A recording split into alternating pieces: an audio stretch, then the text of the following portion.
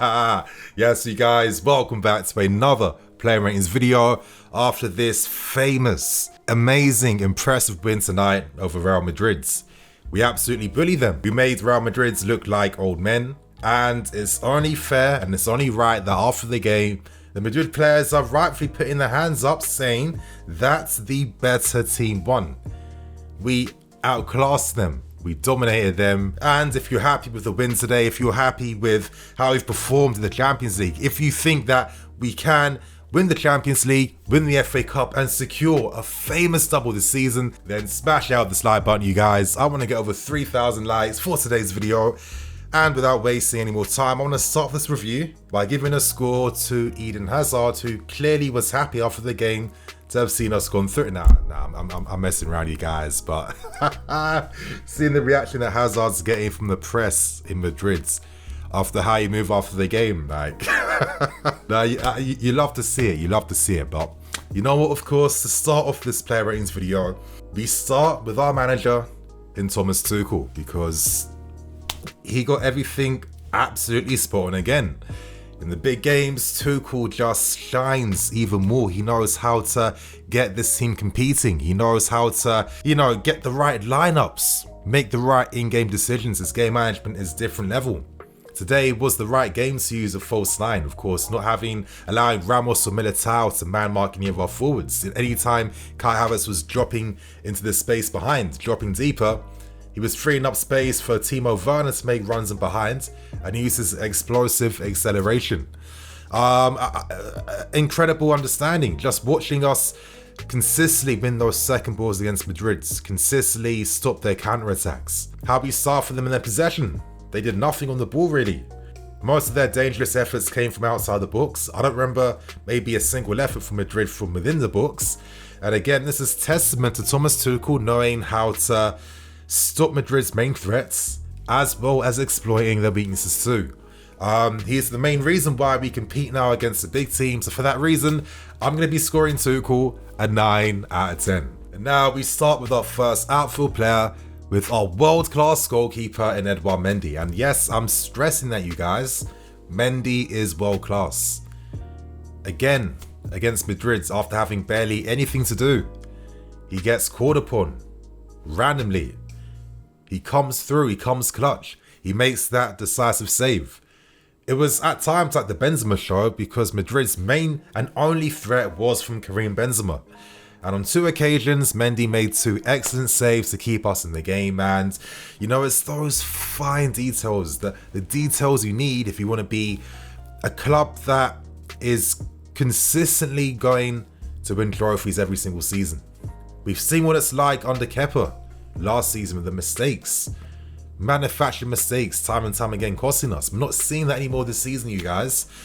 The acceleration and improvement in our game has been out of this world, and we're able to do that by, signing these key players like Edouard Mendy. For me, one of the best signings we've made in years. I'm going to be scoring him an 8 out of 10. And now we move on to our back three, starting with Antonio Rudiger, who, for me, one of the best defenders in the Premier League. His best ever Chelsea season, by far. The level he's playing at is completely different to what I've seen beforehand. He looks so assured, so calm, so fit. No injuries at all to really slow down his progression. And, just seeing Rudiger making his custom-made forward runs, just driving through the heart of Real Madrid to set some attacks up. That composure he has, that belief in his technique he has to be able to do things like that. Seeing how he passes and plays up from the back, easily playing any pass between the lines. His long balls over the top don't get enough credit. Rudiger puts this amazing backspin on his long balls. The way the ball just comes down and dips so perfectly, allowing for perfect control. And on top of that, you guys, he wins those decisive headers, those tackles. He gets in tight. He's aggressive. He's a real leader right now, and yeah, deserving of a new contract. He's really turned his entire season around, and for that reason, I'm going to be scoring Rudiger an 8.5 out of 10. Now we move on to Thiago Silva. With the game today, it was interesting because Silva wasn't able to make his usual, Hollywood passes between the lines. It felt like Real Madrid made a strong effort to really stifle Silva's impact on the ball. However, Silva is one of the legends in his position this decade. That is safe to say. The influence we get from him controlling the back line, telling people where to go, where to be, directing when the ball should come, when it should be played, and on top of that too, just really setting up Rudiger and Christensen, who did excellently, just breaking forward, carrying the ball as well, you guys. And on top of that too, just how he was, staying tight and man marking Karim Benzema too. Again, one of the best signings we've ever made. He's signed for us and he's taken our entire game and team to a different level. I'm going to be scoring Silva a 7.5 out of 10. And now we end things with a back three with Andreas Christensen, who, as I was saying in my review, is showing now that he has the potential to really be a world-class defender. I think him playing on the right-hand side of a back three is his long-term position. Christensen's always had that ability to carry the ball and step up into midfield. So playing down the right hand side of a back three naturally is going to allow for more opportunities for him to do this. And that's one of the best parts of his game. There was great times throughout this game where Christensen was playing great balls in behinds, over the top, very good on the ball. And I want to see Christensen express himself more when it comes to playing passes like that, which now he is doing on a consistent basis. His positioning, his understanding is so key. He makes it look very easy, having to push out wide to help defend, and then, dropping deeper to help defend alongside your centre-back partner too. And on top of that, he's aggressive. He was aggressive today, winning the tackles, making the fouls he had to. Transform player again, and for that reason I'm going to score him an 8 out of 10. And now we move on to the wing backs, starting with Azpilicueta. And I get why Azpi plays in the big games, because it's all about those fine key details he needs. With Azpi, he's constantly in the right positions at the right time. One thing I love about Azpi is that he knows when to go and close down his man and when to press. When Madrid's we're trying to play the balls out wide to either, to Mendy. Azpilicueta, instantly, that run is triggered. Boom, he's going there straight in his face to force Mendy to either play the pass backwards or hopefully play into midfield and lose possession of the ball. On top of that, you guys, I thought that Azpilicueta was big for the team. I loved his game intelligence, winning that foul from Sergio Ramos from a set piece opportunity, just, killing any hopes that Madrid had. It's those types of fine details that you want to see in your soldiers like Azpilicueta. He proved it again today, and for that reason, I'm going to score him an 8 out of 10. And to end things with the wing backs, we move on to Ben Chilwell, and I really enjoyed the battle between him and Vinicius. Now, on one or two occasions, Vinicius got past him, which is natural. It's Vinicius Jr. He is going to do that, but I love how consistent and persistent Ben was in competing alongside him. And I would say that he won the battle. How many times was Ben forcing Vinicius to have to go back to defend against him? And how many times was Vinicius giving away silly fouls against Ben, left, right and centre?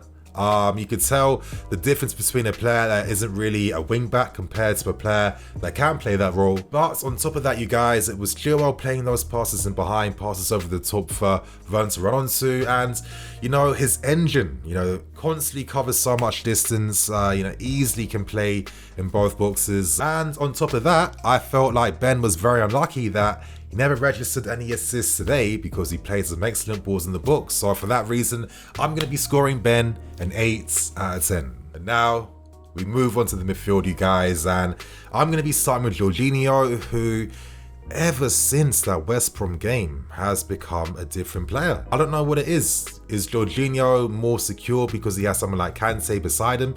Possibly. Is it going to be as easy for Cover now to just get straight back into the team after seeing the incredible relationship between Kante and Jorginho? I'm not too sure, but I'm sure that's an issue that Tuchel is going to enjoy to have. But with Jorginho today, one thing I rated so much was that he picked up the yellow cards quite early on in the first half. Yeah. That didn't affect his defensive game. That didn't stop him from going in for 50-50s. That didn't create any doubt in his head when it came to making challenges. He still maintained what he had to do. And for me, that sums up the leadership that Jorginho brings to the team. When you're under pressure, he's the guy you pass to because he already knows where he's going to play that pass before he's even received it. I think him and Kante look so complementary playing alongside each other. He made so many great interceptions, kick-starting moves. He really is a transformed player right now, and you know, it's perfect for a system like this. For that reason, I'm going to be scoring Jorginho an 8 out of 10. And now we move on to the man of the match in N'Golo Kante. And was this performance even better than the performance in the first leg? I think it's worth having a debate about that, because today N'Golo Kante was an absolute star and proved that he is probably the best midfield player in the world. Madrid just couldn't cope against him. You know, they couldn't.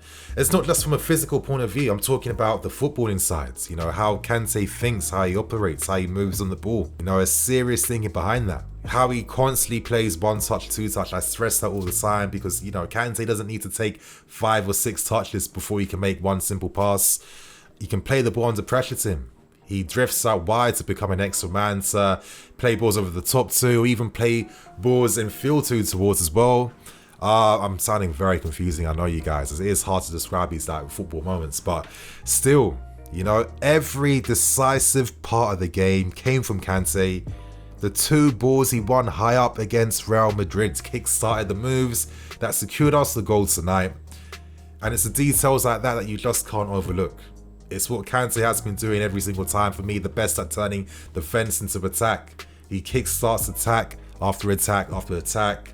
He can't be stopped. Madrid had no answers for him.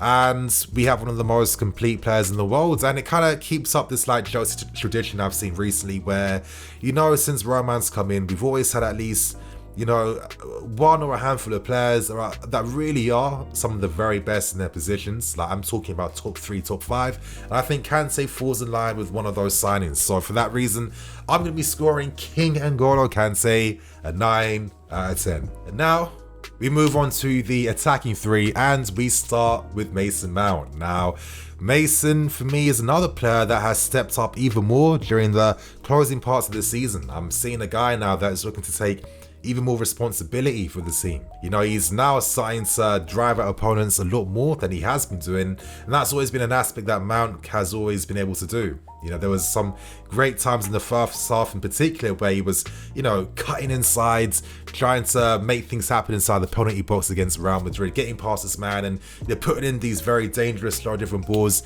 inside the Madrid box. It was Mount's ability to receive on the half turn. One of the best at doing that.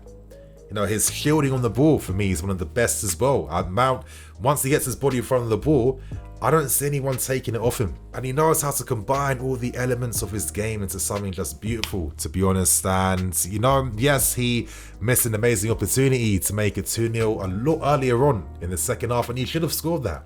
However, with Mount, he doesn't make that same mistake twice. He was there in the end, of course, in the books on the end of that move to make it 2-0, and it's crazy considering that the guy put in so much work. You know, he had to drop into midfield so many times to help us become like a 5-3-2 in the team. And wow, you know, Mount really is going to be a world-class player, and he's showing that this season he has it in him. So for that reason, I'm going to be scoring Mason Mount an 8 out of 10. Now we move on to Timo Werner. For me, the best game I've seen from Werner.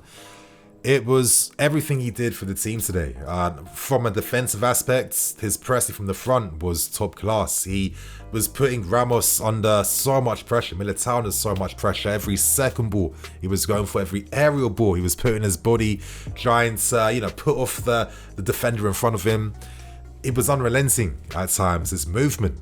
You know, how often was Werner receiving the ball from deep or looking to drive at Real Madrid, make things happen on the counter-attack? Now, yes, he should have been onside in the first half to make that 1-0 earlier, but regardless, you know, his persistence, his work rate was going to lead to something positive happening for him in this game.